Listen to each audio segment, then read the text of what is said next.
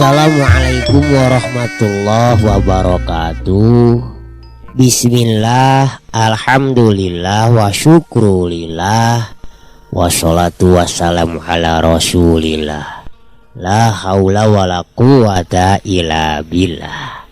Aturan dulur barani wilujeng patepung dangu patepang sora ngalangkungan jomantara dina acara anu maneuh nyaeta dongeng Sunda nu disiarkeun saban dinten di radio siaran pendidikan Barani. Dongeng anu digarap simkuring di radio Barani dina jejer harios Si Gobang, yasana Asep Gun Majalaya. Atuh dulur Barani sadayana sataacan Kang Yus ngalajengkeun carios dongengna bawi raos tunda siapunten ya tina sanes-santen kehilapan kakiranganana imati pangarang imati Kang Yusnya mudah-mudahan katampi wae kalayan kabingahan atuh supados nyangkolong kana waktos sementawis ngintunana dikumkeun heula mangga geura tatan-tatan siapkeun lalawuhna siapkeun koplaina ududna hahaha kabarayun sadayana der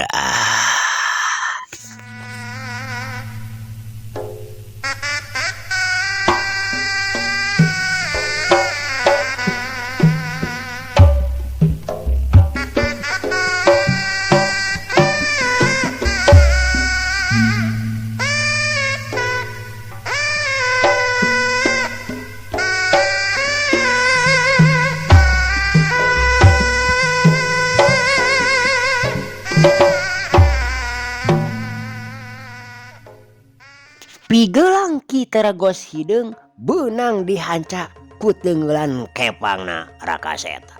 Beureum eta keneh langsung ngejagor kana gadona kita regos hideung. Cuk, kita regos hideung ayeuna mah ngagero nahan ka nyeri. Sabab kahiji teu make jejehan, kadua teungeulan Rakaseta ayeuna mah bener-bener dipulkeun sakabehna. Ilmu pangadiwasana dina masalah tanaga jerona teh dipuserkeun kabeh utamana mah ilmu maung karuhun masalah batin. Sabot kitu gempuran leungeun kencana ieu Rakaseta rikatna keur nyusul tepus. Cuk, teu salah deui ngahanca pali pisan. Sret atuh Rakaseta teh maju bari nelepkeun leungeun ka tuhuna langsung cuk gempuran siku anu dituturkeun ku peureub ngagejrot kana cukang irungna. Ieu kita regos hideung meh bareng jeung datangna leungeun kencan nu mindo kana pale pisan. Cuk,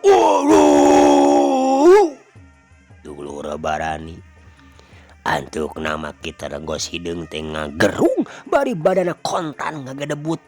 Tapi kita regos hideung ngagentak ngagurinyal jerelat dampal leungeunna ngaheat rek ngabajeg cecekolanana ieu Rakaseta. Orok aya atuh Rakaseta bari jeung geus sakumari puhna geringeus ngagentak habak atuh leungeun ieu kita regos hideung teh palebah pigeulangna beunang dijejek nyatana kusukuna ieu Rakaseta dina jurus kuda beger bari jeung make tanaga sapinun. Dulur Barani sadayana memang aneh kacida tuh. Nyatana ari ku pakarang seukeut naon bae oge saperti ku Gobang kabuyutan awakna kita regos hideung teh ngereng teu cohak saeutik-eutik acan.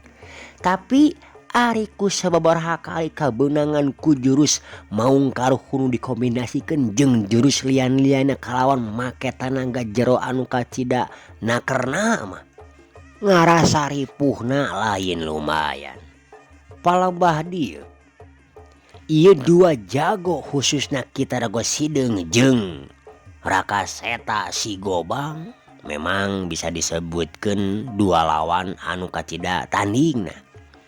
Ngan memang Kitarago Sideung menang pengalaman sabab dina dunya kajawaraan teu cukup kumibana ilmu pangaweruh hungkul kadang pikeun jama-jama ti golongan nu jarahat masok dibarengan ku licik jeung tipu muslihat.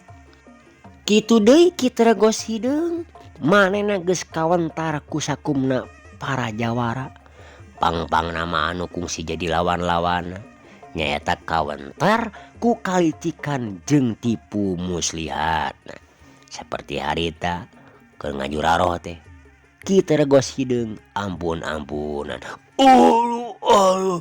Ampun euy. Hebat anjeun Gobang hebat. Kuring aku eleh.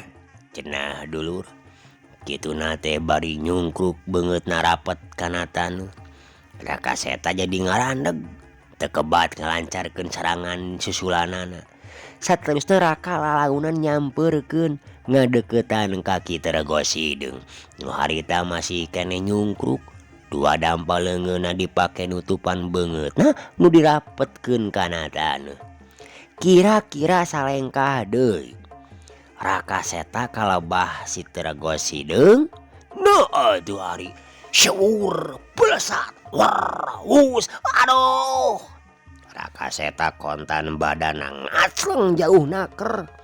Sakujur awakna katarang ngebul ku haseup hideung anu mungkus kana badan. Aduh. Marugana kumaha sia. Gelut mah teu cukup ku gablek ilmu jeung kekuatan unggul sia gonyok. Tapi kudu pinter ngagunakeun agal deuleu. Moal teu tudung jadi areng da sia. Eta ajian aing ajian Braja Geni deuleu. Anu geus tingkatanana paling luhur. Kitarago Sideung terus ngagakak. Seserian bangun anu suka naker jeung puas. Ningali musuhna geus beunang katibaran ku ajian Braja Geni salah sahiji ajian andalanana. Sanggeus ngarasa puas mah leos we si Kitarago Sideung teh ngaleos. Muru ka imahna. Atuh sawatara eta balad-baladna anu tadi taratu alatan kabeunangan ku Gobang Rakaseta. Harita teh geus eueuh saurang-urang acan atuh. Jigana mah geus baralik ti heula meureun. Dasar balagu. Kalaka mah rabu rejeuna. Eueuh nu bisa dianelegeun ngayonan mangkeluk sahiji oge. Kitarago Sideung sesentak jeung hahaok. Kabalad-baladna anu tadi naringgalkeun manehna di pakalangan. Suhinda, komod, teang ka dieu batur sia anu tadi barenang euy. Ku Gobang, ayo teang ka dieu. Cek dewek kitu. Marukeunana kumaha sia geus kakeunaan ku racun tina Gobang kabeuyeutan mah. Jika nu bisa wae ngubaran sorangan wae kitu. Saha wae nu kedah dideangeun teh gigoru. Alah. Tanya si Komod. Kitu na teh bari sungar sengir ngararasakeun bitisna anu belah kenca anu beunang ku sabetan Gobang Rakaseta. Golo-golo nyagun sia mah. Dasar boloho balagu batur si lain nu tadi yang maredok ku si Gobang deuleu. Sahijina tadi teh ewek ge bodoh ieu da poe kaldu. Ka dieu pokona mah kabehanana ayo init. Montong tuanya deui sia teh. Sare sia. Abdi Allah daalah. Komon. Boro atuh. Dulur barani. Geus dikitokeun mah ku gegedugna. Guragiru si Komod teh turun ti imah. Rek nyusulan baturna anu tadi ka imah-imahna. Sakumaha nu caritakeun ti heula balad-balad si Tergos Hideung mah memang rata-rata ngabarogaan tempat jeung kulawarga sewang-sewangan. Saleosna Ki Komod nyusul batur-baturna. Ki Tergos Hideung jalang-jalang bari tetenyrag sakapeung hahaok jiga nu gelo, jiga nu owah. Hoakna teh ting ditujukeun ka saha, nganu jelas mah lain ka balad-baladna nu harita keur aya di dinya. Nyaeta aya Ki Suhinta jeung Ki Jamban katut dua urang baturna teh anu peuting kamari karek diubaran ku si Tergos Hideung. Can marulang ka ieu mana. Ningjek hulu ya mangkeluk nu kadalah si Gobang teh euy. Lamun aing teu ngagunakeun tipu muslihat mah aduh, bisa-bisa aing teh bobor gara hayuan deuleu. Piraku Ki Tergos Hideung jawara daya tandingna kudu modar ku mangkeluk nu kakarek turun gunung mah. Dasar sedan jejeuna. Cenah kituna teh Ki Tergos Hideung bangun anu neuteuli keneh ka Rakaseta. Ari ayeuna kumaha nasibna si Gobang teh Ki Guru? Kabur adawa kumaha? Ceuk Ki Jamban. Geus bolar ayeuna mah deuleu. Udung awakna ge dihagan ku ajian beraja geuning dewek. Kituna teh bari ngareret ka Ki Darsim. Sabab Ki Darsim hungkul anak buahna hiji-hijina anu sarua mibana eta ajian ngan tingkatanana masih keneh handap. Teu kawas nu kasangking ku dirina. Oh kitu Ki Guru. Syukur atuh ari geus modar mah. Ku kuring oge satadina marek dibinasakeun taku Aji Prajageni ngan. Ki Darsim teu kebat nyaritana teuing naon sababna make jeung ngarandeg sagala. Moal naon sia teh heuh? Sok tara jelas ari daun teh ngomong teh nya. Perlu dikanyahokeun ku si Laing Darsim. Aji Prajageni anu aya dina diri si Laing ajan jampurna. Perlu diasakeun deui. Geus camal loba teuing karana atuh da si Laing mah. Ki Guru mamajarkeun teh nya weh jadi karana sagala kumaha mun kadengeun gunung barudak. Bahaya atuh. Ceuk Ki Darsim rada beureum da rumasaeun meureun. Sabot keur garuneman kitu kulutrak pantong lutrak. Kalacat Ki Komod jeung opat urang baturna anu taratu teh arunggah ka imah geek dariuk pasedek-sedek. Hareupeun Ki Tergos Hideung anu harita keur diuk bari tumpang kaki dina kursi hoe. Sakedapan mah Ki Tergos Hideung teh can waka nyarita. Panonna katampok gular giler hurung hutret kanu anyar datang. Pok harita Ki Komod ngamimitian nyarita. Alah, iya Ki Guru limaan kabehanana deh. Nu tadi kabeunangan ku Gobangan teh ya. Gimana heula si Laing teh? Nanyaon teu kumaha teh balukara teh. Lamun eta datu dina masing-masing badan si Laing anu kabeunangan ku Gobang. Namun teu buru-buru ubaran. Ki Tergos Hideung nyaritana teh ngandung wibawa pisan. Nu ngajadikeun sakabeh anak buahna teu wani neuteub kana beungeutna. Tadi teh kuring langsung ka ieu mah rek meresian ieu getih dina sirah. Ku saya haneut. Kumaha atuh Ki Guru? Pangobarankeun we. Karasana asa beuki nyek rek kana sagujur awak ieu deh. Balagu atuh da sia mah. Apan ku aing matak disina ka dieu oge si Laing kabehanana terek diubaran dulu. Tingali si Jamban jeung si Sarkoji oge si Darsim geus diubaran ku dewek. Langsung we cager. Tapi amat ulah loba ting gerak dina jero sapoe dua poe mah. Matak si Jamban jeung batuna can balik ka imahna oge. Juga ayeuna mah marandi heula. Lamun geus kadarieu deui rek diubaran ku dewek. Dulur barani saterusna Ki Komod jeung Ki Suhinta katut opat urang anu karek datang teh kalaluar ti ieu mah laju muru ka pancuran rek ngalaksanakeun parentah tinu jadi gegedugna. Atuh saenggeus beres marandi mah saurang-saurang diubaran ku Ki Tergos Hideung nepi ka cageurna sabihara-bihari deui.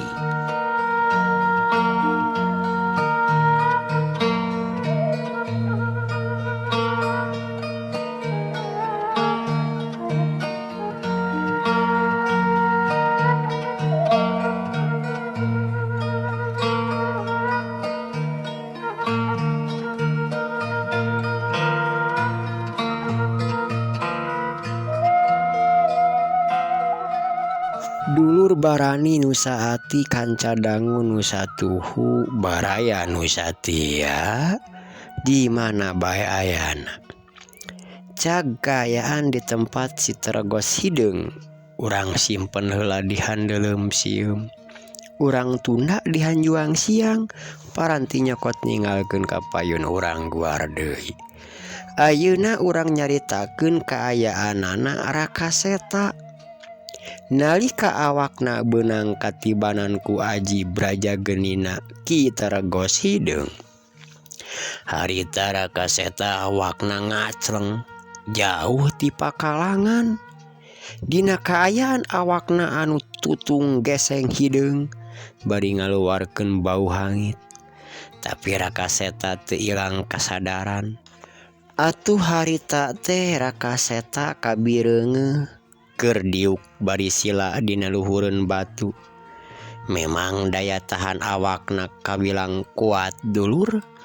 Da lamun seugeunana lain ka Rakaseta mah estuning ajian Brajageni teh nu ditibankeun ku Ki Teregos geus pasti bakal moal mangap mulia. Bisa-bisa nyawana bakal paragat sapada harita. Tapi kusababkeunana ka Rakaseta anu menang disebutkeun geus digemleng ilmu luar jerona kaasup daya kakuatan awakna. Atuh harita Rakaseta nyoba mulihkeun tanagana ngaliwatan nyeusup hawa murni anu aya di sabudeureunana. Sanajan awakna masih keneh geseng hideng, tapi karasa geus teu pati nyeri teuing. Rakaseta haita ngagerentes dina jero hatena. Abong manusia jahat, sugan aing moal ngabongohan jiga kitu. Untung aing masih bisa keneh salamet oge. Tapi kumaha awak aing jadi tutung kieu. Kitu nate bari ngilik-ngilik kana sakujur awakna anu memang tutung jiga areng. Untungna lebah calana mah teu pati nepikeun ka rangsakna. Ari bajuna mah kaluhur geus teu puguh rupana. Hayang nyaho aing rek menta bantuan ka Ki Patih atawa langsung ka rayana. Sabab ceuk si Abah cenah lamun hiji waktu diri aing manggih kararepet, aing bisa menta bantuan ka maranehna. Sakalian hayang nanyakeun naon sababna gobang kabuyutan teh teu mempan kana awak si Teregos hideng. Jeung rek nanyakeun kunaon apesna eta si Teregos hideng teh. Da pasti bakal aya apesna. Kitu dulur barani cenah. Saenggeus boga pamikiran kitu mah reup Rakaseta teh meureumkeun dua panonna. Pikiranana muser nyambat ka Ki Patih Ranggawelang jeung Prabu Sangkala Weling. Atuh harita keneh kaayaan jadi robah. Angin ngagelebug disusul ku sora gelap ti luhur langit. Jep atuh sora angin teh jeung gelapna eureun kalayan kaayaan jadi balik di kawas tadi. Cilegedeg di hareupeunana aya hiji cirim ngabedega. Tangtunganana jangkung gede, beungeutna jingga beungeut orai. Atuh sakujur badana anu hideng pineuh ku sisit manipating borelak hurung katojo ku cahaya bentang. Nu tayalian eta teh ti Ki Patih Ranggawelang anu datang. Cong atuh nyembah ka hareupeun Rakaseta bari pok nyarita. Unjuk sumangga Raden. Aya tugas naon nu kada dilaksanakeun ku Paman Patih? Pokna siap ngajalankeun parentah ti Rakaseta. Ngahaturkeun nuhun anjeun geus datang ka hareupeun kaula Ki Patih. Kaula perlu bantuan ti Ki Patih. Ka mana aya aja anjeun? Apaan ku kuring diondang oge sakalian. Hampura Raden. Gusti Raja teu bisa nedunan kana pangondang salila Raden. Aya kapentingan di nagara. Sok we ka Paman Patih mun Raden peryogi bantuan mah. Sok caritakeun naon anu kudu dilakukeun ku Paman Patih. Kieu Ki Patih. Saperti anu kasaksian ayeuna ku Ki Patih. Badan kuring jadi tutung alatan katibanan ku ajian si Tarago Sideung. Bisa teu Ki Patih nyageurkeun nepi ka pulih deui? Oge kaula rek tumanya. Naon sababna Gobang Nagawalang pusaka pangwaris ti Ki Patih teu mempan kana awak Ki Tarago Sideung. Jabati kitu kira-kirana naon atuh pangapesanana si Tarago Sideung teh? Sakitu. Raka Seta. Kituna teh bari neuteup kana beungeut Ki Patih Ranggawalang. Memang Paman Patih teu kungsi ngabejaan ti anggalna. Ngeunaan ngagunakeun eta Gobang pusaka. Lamun dina hiji waktu aya jalma atau makhluk naon wae anu teu mempan ku eta pakarang, maka aya carana. Guratkeun we kana lemah. Tinang tu moal aya hiji kakuatan jeung kawedukan anu teu mempan ku eta pakarang Gobang. Sakitu Raden. Oge sabenerna Paman Patih jeung para ponggawa karajaan geus siap sayaga pikeun ngabantu ka Raden nalika tadi tarung ngelawanan si Tarago Sideung. Tapi Paman Patih moal wani gerak saacan Raden nyuhungkeun bantosan. Atuh ngeunaan pangapesanana jalma anu katelah si Tarago Sideung. Cobaan we datangan deui ka tempatna. Tang-tang pikeun patutunggalan deui. Langsung gunakeun Gobangna. Pasti bakal terak engke mah. Asal tadi teh guratkeun heula kana lemah. Kitu tah Raden. Ki Patih Ranggawalang ngajelaskeun. Oh, hatur nuhun Ki Patih. Tina sagala bantosanana. Tapi kumaha ieu awak kuring jadi geseng kieu? Nah, bisa dipulihkeun deui. Gampang atuh. Anu kitu mah Raden. Urang tiup we geraya. Ki Patih niup awak Raka Seta. Dadak sakala dulur. Saharita keneh ge sakujur badan Raka Seta jadi balik deui ka jati mulang ka asal. Teu cecel teu bocel eueuh tapak-tapakna acan. Jeung teu karasa nyeri we saeutik-eutik acan. Marah karasana teh ku Raka Seta mah hasa leuwih seger tur rampang.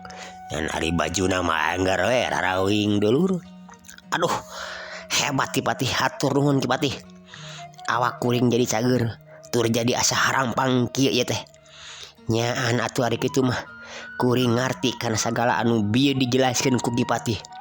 Tapi aya keneh tanyakeun ye, hiji deui. Eta si Tarago Sideung kira-kira di mana tah ngurung barudak parawan anu meunang nyiwata teh? Ceuk Raka Seta sakalian tumanya ngeunaan hal eta. Si Tarago Sideung malingan budak-budak awewe. Sabenerna eta teu lain keur pamajikeunana atawa keur muaskeun hawa nafsuna. Tapi si Tarago Sideung rek ngajadikeun eta budak-budak parawan teh keur syarat utama pikeun hiji ilmu anu langka dipiboga ku jalma-jalma sedena. Kitu tah Raden. Atuh engkena eta budak-budak parawan teh bakal dialag getihna. Nu hartina nyawana oge bakal jadi korban tumbal ilmu anu keur dipuhitna. Ki Patih Ranggawalang harita ngajelaskeun. Memang kuring oge nyangka teh kadinya pasti keur kapentingan ngeunaan tumbal salah sahiji ilmu. Dares pisan Ki Raden. Samalah ayeuna teh keur dikerem di hiji wangunan anu mencil. Pernahna aya di satukangan wangunan Ki Tarago Sideung pribadi. Tapi jaraknya lumayan jauh. Atuh jumlahna lamun teu salah panampo batin Paman Patih mah kurang leuwih aya 12 urang eta teh. Budak-budak parawan anu peunang ku maranehanana teh. Kumaha rek ku Paman Patih wae gitu dibebaskeun ayeuna atawa saja ku Raden? Ceuk Ki Patih nunggu parentah ti Raka Seta. Oh kitunya. Paingan atuh ku kuring dipaluruh di sabeudeureuh tempat ieu teu kapanggih. Geun bae teh kudu kuring nu rek ngabebaskeun ka eta budak-budak parawan mah. Sabab kuring geus janji ka pupuh lembur pikeun mawa mulang eta budak-budak awewe ka lembur dina kaayaan salamet. Nya teu naon atuh ari kitu kaputusan ti Raden mah. Terus naon atuh tugas paman pati saterasna? Keur sawatara mah cukup heula sakitu. Jug bisi rek mulang deui mah ka nagara anjeun. Sakali di kuring ngahaturkeun nuhun pisan ka Kipati. Sami-sami Raden. Paman pati saja mulang. Atuh dulur barani cong Kipati teh nyembah los jirimna langsung ngaleungit ti hareupeun Rakaseta.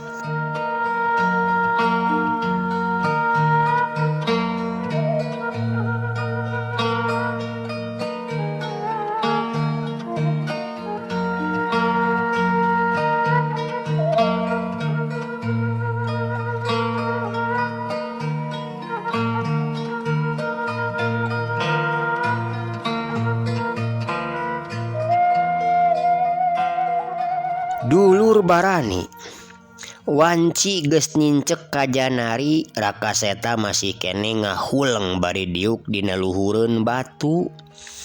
Rakaseta teh keur mikir naon nu leuwih ti heula kudu dilakukeun. Nah ngajorag ka ieu mah Kitergos hideung atawa nulungan heula barudak. Nyatana budak awewe anu nasibna keur aya dina kurungan di hiji wangunan sakumaha dicek katerangan ti Kipati. Leuwih hade aing ngadatangan tempat anu dipake ngerem budak parawan heula. Geun urusan jeung si Tergos hideung mah bisa ditunda heula. Bari jeung pasti pamikir manehna aing teh geus binasa ku Aji Brajagenina. Kasempetan hade oge sabab maranehna pasti bakal ngarasa aman. Moal aya gangguan nanaon di katempatna. Rakaseta ngagarendeng ngomong sorangan. Laju lalaunan manehna cengkat tina diukna jung nangtung. Terus larat leret sakedeung atuh satuluyna leumpang gagancangan ngajugjug ka tempat anu pangtukangna ti imah Kitergos hideung. Kebat lumampahna Rakaseta anu lempang kukurubutan mapai-mapai rungkun anu ngajejembrung sapaparat jalan. Tapi Rakaseta teu pareum sumangetna. Manehna hayang sagancangna bisa mangihan tempat nu dipake ngerem barudak parawan tadi teh.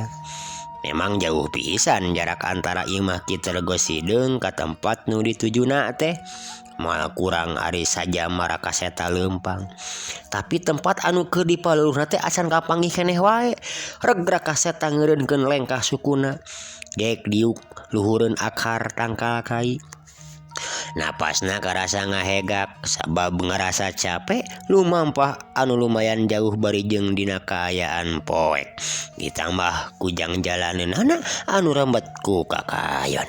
Aduh, aing kudu sagancangna manggihan tempatna.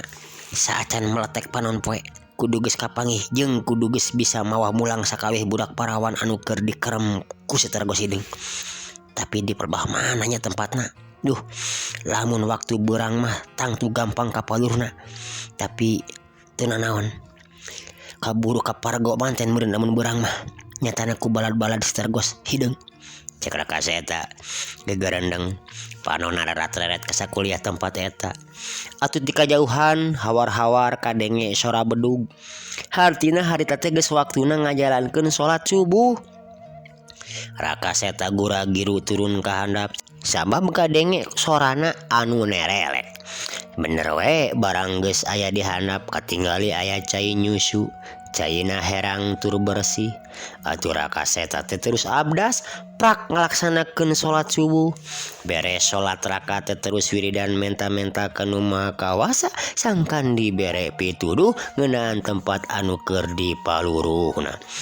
Sanggeus cacap ngadua jung Rakaseta teh cengkat sakedapan ngadon ngajanteng bari ngararasakeun hawa subuh anu matak seger karasana kana awak. Barang Rakaseta ngareret ka lebah wetan. Manehna ningali aya haseup anu ngelun. Jika aya jalma anu keur ngadurukan atawa anu keur mirun seuneu. Itu jiga aya haseup. Hartina di palabah dinya aya jelema. Aing yakin pasti palabah dinya dikeramna barudak awet teh. Sabab da eueuh di wangunan di tempat ieu mah. Bener, aing rek nyamperkeun ka dinya. Kituna teh dulur, teu ngalilakeun dewa atuh. Raka Seta gagancangan leumpang. Muru kalebah datangna eta hasup. Atuh saenggeus jarakna kira-kira 5 lengkah ka sumber tempat datangna hasup. Atra pisan di hareupeunana aya hiji wangunan anu lumayan lega tur tohaga. Di hareupeun eta wangunan teh katempo aya sababaraha urang jalma nu marake papakean sing sarua hideung, oge sarua marake tergos hideung. Atuh Raka Seta teh yakin eta sababaraha urang jalma teh geus pasti balad-baladna ki tergos hideung. Kanyahoan ayeuna mah pasti di wangunan eta dikeramna teh barudak 5an anak buah si tergos hideung teh nya. Keun ku aing rek dipancing sina kadar ieu. Raka Seta ngagerendeng kopleungeunna nyakot sababaraha siki batu leutik sagede-gede kaleci. Sit. Aduh. Aya 3 urang anu beunang leungeunna ku batu anu disintrekeun ku Raka Seta. Aduh, setan teh ayeuna maledog euy. Di mana tah? Nyemput manusia anu ngadon sosorok ayer teh euy. Ngaganggu ka urang. Teu anu saurang bari langsung cengkat panonna rerat-reret ka sakurilingeunana. Tuh, di tukang ngendang kakak anu itu Kang. Tadi sareret ku kuring katempo aya jirim nu ngelebat. Teh moal baturna. Hayu euy, urang cacak manusia demit kitu mah. Nu geus kumaha wani lancang ngintip-ngintip ka urang teh. Dulur barani. Harita 5anana langsung patinggara jeung ka tempat panyumputanana Raka Seta. Oh, ieu mangkeluk nanya sia. Rek naon jor-jor ka dieu. Sia tadi nu maledog ku batu ka aing nya. Tik nu tadi pangheulana nyarita. Barang geus aya di hareupeun Raka, anu memang Raka oge ngahaja teu nyingkah ti tempatna. Alah, mantang loba cerita hayang maju. Cek Raka Seta dulu. Sebut atuh nu 5an teh langsung narajang ka Raka Seta. Blesat tiuk jebrot cekuk jelebet. Waduh, aduh. Dulur barani. Tenggelan jeung tajongan Raka Seta pasusul-susul pating jarebrod kana awak 5 urang lawan. Anu ngajadikeun eta 5 musuhna teh tinggorowok nahan ka nyeri. Tapi kituna teh dulur barani maklum murid ki tergos hideung atuh. Anu mana kabehanna ngabogaan daya kekuatan nu lain lumayan daya eta we. Geus kitu teh langsung harudang deui bari maresat deui pakarangna anu rupana siga ari tapi rubak. Sejan kurang ajar. Ayo euy, urang podaran ieu budak teh. Kurang ajar cenah. Dulur barani kituna teh bari sebut wae 5anana rajang di kalayan make pakarang nu dibubat babit nu siga ari teh dek ngahancakana badan Raka Seta. Kalem atuh dulur euy. Cek Raka Seta bari kitu nerlep manehna ngelok dina jurus monyet ngemil kalawan leungeun katuhuna teu bisa disingkahan di keuna pisan ngahakan kana gadona musuhna anu panghareup. Ceblok, waduh, gobrak.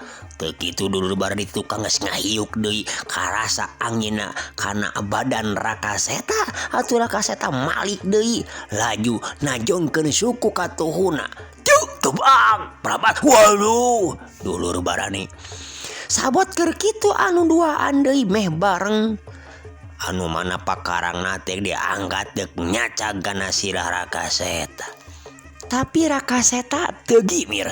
Dulur barani kalayan make jurus pucuk awi katebak angin. Atuh serangan-serangan musuhna teh ngahakan angin teu keuna kana sasaran kalawan dina rorongkang anu hade.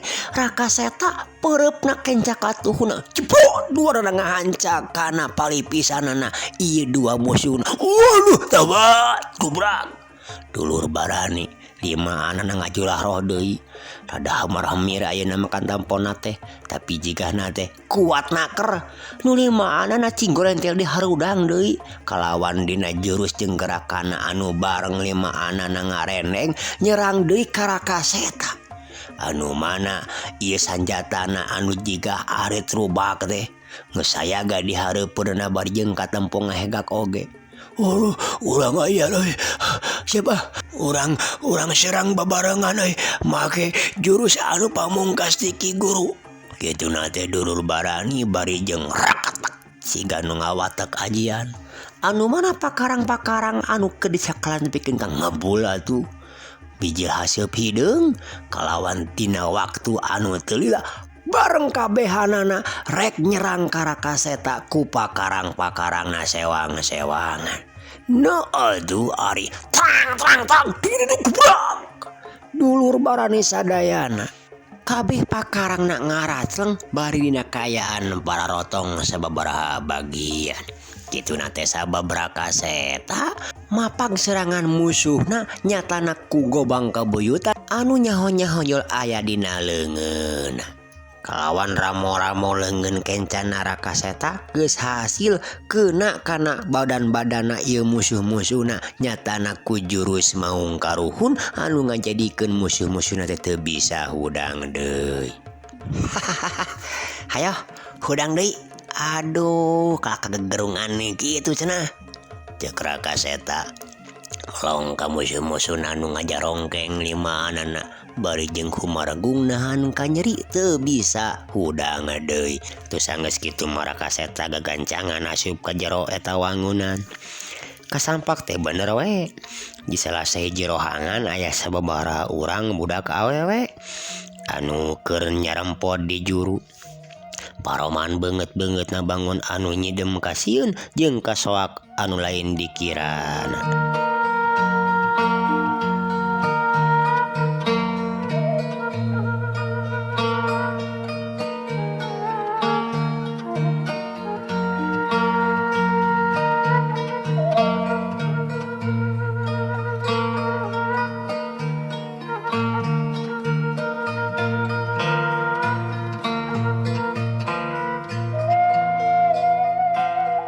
Barang srog Rakaseta nyampeurkeun ka eta barudak awewe kabeh maralong ka Rakaseta bangun anu aneh oge meureunna teu make targos hideung bok atuh Rakaseta teh ngomong ulah sieun kuring lain salah saurang komplotan si targos hideung oge kuring ngahajak ka dieu teh rek ngabebaskeun nyai sakabehna pikeun kabur ti tempat ieu hayu buru kaluar mengpeng anu ngajaragana masih keneh ngajarongkeng. Dulur Barani anu saterusna masalah ret loba omong kaluar ti eta wangunan nuturkeun Rakaseta anu leumpang pangheulana minangka pituduh jalan. Dulur Barani nu saati kanca dangu nu satuhu baraya nu satia gancangna carita Rakaseta jeung 12 urang budak parawan anu geus ditulunganana geus kaluar ti wewengkon Karanggantung nyatana wewengkon tempatna si targos hideung. Harita wanci geus bray beurang Rakaseta jeung 12 urang budak awe parawan teh keur istirahat heula ngareureuhkeun kacape di hiji tempat anu masih keneh kaayaanana di daerah leuweung. Dupi ieu teh sadayana ti lemur babakan careuh cek Rakaseta tumanya ka budak awe nu harita keur dariuk bari ngareureuhkeun kacape. Jung atuh anu tiluan teh carengkat tina diukna pok salah saurang nyarita. Sumuhun Kang, abdi nu ti babakan careuh mah sareng ieu 2 rencang abdi. Tanu ieu mah nu opatan ti lembur Cisangkan, upami itu nu 5an. Tali pengkeren ieu eta mah ti lembur Panyadap Kang. Abdi ngawakilan ti sadayana ngahaturkeun sewu nuhun ka Akang anu parantos kersa nulungan ngabebaskeun abdi tina kungkungan si targos hideung Kang. Oh syukur atuh ku Akang bade dijajabkeun ka lemburna sawang-sawangannya urang nu caket heula we ti dieu kalembur cicangkan heula. Dulur barani masa terus nalaka seta nganterkeun budak-budak awewe kalembur-lemburna luyu jeung anu dicaritakeun tadi. Pohara bungahna atuh jeung nganuhunkeunana sakabeh kolot-kolot budak awewe teh karaka seta. Nepikeun kaloba anu barang beres sagala rupa atuh jadi angka ribung dina mulangna kalembur babakan careuh teh. Atuh waktu ditanya saha ngaran Rakaseta teh teu nyebutkeun ngaran anu aslina, nyebutkeun anak teh si Gobang. Nya atuh beuki teh naroe yen kabeh aranak awewe parawan anu diculik teh ditulunganana cenah ku si Gobang. Euleuh teu karaos waktosna dulur, parantos eep geuningan. Ku kituna cag atuh ye carios si Gobang urang teuneun dihandeuleum sieum urang tuna dihanjuang siang. Insyaallah pamit teh pamangan enjing urang lajengkeun deui. Kang Yus ngaturkeun sewu nuhun laksaket di kabingahan. Unur pamit dulur. Wassalamualaikum warahmatullahi wabarakatuh. Permios.